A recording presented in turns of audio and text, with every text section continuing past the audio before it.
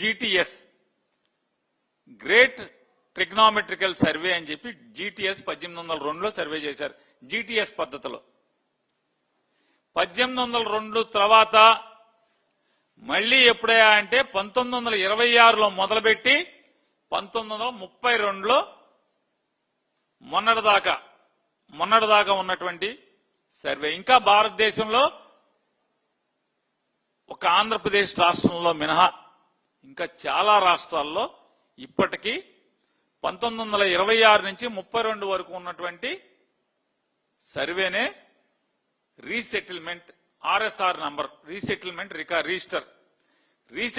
Register ప్రకారం జరిగినటువంటి సర్వేనే కొనసాగుతుంది. ఇప్పటికీ జగన్మోహన్ రెడ్డి గారు పూర్తి చేసినటువంటి 6000 గ్రామాలు, రెవెన్యూ గ్రామాలు మినహా మిగతా అన్ని గ్రామాల్లో కూడా ఆర్ఎస్ఆర్ దాఖలనే నడుస్తుంది కదా.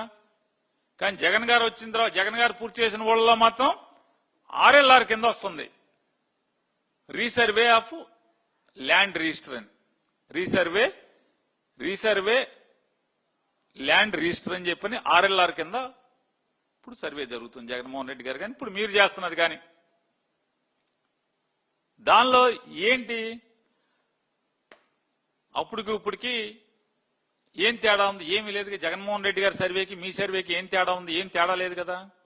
తేడా లేకపోగా జగన్ గారి పుస్తకంలో అది రాలేదన్నాడు, మరి వచ్చింది కదా ఓపెన్ చేస్తే.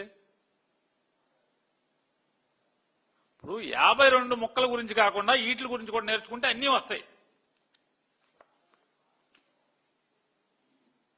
52 గురించి కాదు, వీటి గురించి కూడా నేర్చుకోండి. రెవెన్యూ డిపార్ట్మెంట్ గురించి కూడా నేర్చుకోండి. దాంట్లో నిష్ఠాతులు అయితే అవ్వచ్చు. ఈ 52 వేసుకుని దేశ విదేశాలకు వెళ్ళొచ్చు. కానీ కాస్త డిపార్ట్మెంట్ మీద దృష్టి పెడితే జగన్ గారి పుస్తకం ఓపెన్ అవుద్దా తెలుస్తుంది. క్యూఆర్ కోడ్ పొల్లు పోకుండా ప్రతిదీ సరిహద్దులు, సర్వే నెంబర్, ఆ ఎల్పిఎంలతో సహా మీరు ఇచ్చింది అదే కదా. తేడా ఏముంది? ఏం తేడా ఉందా?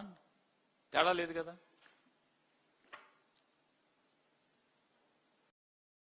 మరి 1926 నుంచి 32 తర్వాత నారా చంద్రబాబు నాయుడు గారు ఇప్పటికి రామారావు గారిని వెన్నుపోటు పొడిచి 1995లో ముఖ్యమంత్రి అయిన దగ్గర నుంచి ఈ రోజు దాకా, అంటే 2019 దాకా ఏ రోజన్నా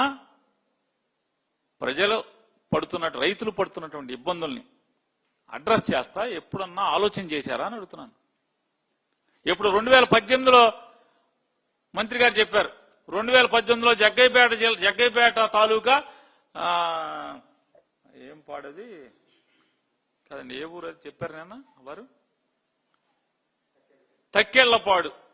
తక్కెళ్లపాడులో మేము మొదలు పెట్టాము అని చెప్తున్నారు కదా. తక్కెళ్లపాడులో మీరు మొదలుపెట్టిన సర్వే ఇవాళ ఎందుకు కొనసాగించట్లేదని అడుగుతున్నాను. ఆ సర్వే సిస్టమ్ ని ఇవాళ మీరు ఎందుకు కొనసాగించట్లేదు? అంటే మీది దిక్కుమాలిన సర్వే అనే కదా. నిజంగా నారా చంద్రబాబు నాయుడు గారు, అనగాని సత్యప్రసాద్ గారు ఇద్దరూ కలిసి 2018లో తక్కెళ్లపాడులో మేము పైలట్ ప్రాజెక్ట్ కింద మొదలెట్టామని చెప్పని జబ్బలు తలుచుకుంటా చెప్పారు కదా మీరు. మీరెందుకు మీ సర్వేని, ఆ సిస్టమ్ ని వాళ్ళు ఎందుకు కొనసాగించట్లేదు? జగన్మోహన్ రెడ్డి గారు తీసుకొచ్చినటువంటి శాటిలైట్ తో లింక్ అయినటువంటి సర్వేని మీరు ఎందుకు కొనసాగిస్తున్నారు? ఎందుకు ఫాలో అవుతున్నారు? అంటే మీరు ట్రెండ్ సెటర్ కాదు, మీరు చంద్రబాబు నాయుడు గారు ట్రెండ్ ఫాలోవర్ కదా మీరిద్దరు.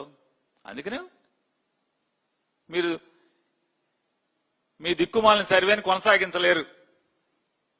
రెవెన్యూ మినిస్టర్ గారు నేను గట్టిగా ఛాలెంజ్ చేస్తున్నా, నిజంగానే మీరే సర్వే మొదలెట్టా అని చెప్తే 2018లో మీరు ఏ సిస్టమ్ అయితే మీరు మొదలుపెట్టా అని చెప్తున్నారో దాన్ని ఎందుకు మళ్ళా కొనసాగించట్లేదు అంటున్నాను.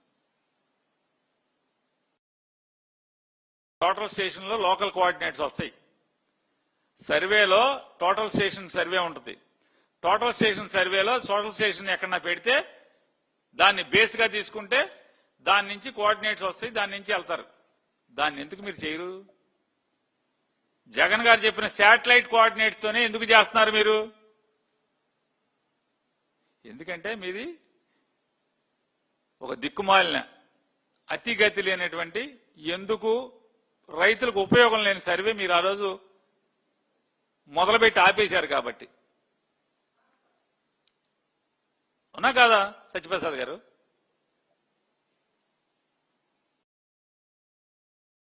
మొన్న ఆయన ఒక మాట మాట్లాడారు. ఏమని మాట్లాడారంటే, ఏంటి నీ సర్వే, మాకు లక్షల లక్షలు అర్జీలు వస్తున్నాయి, లక్షల లక్షల సమస్యలు వస్తున్నాయి అని చెప్పి మాట్లాడారు.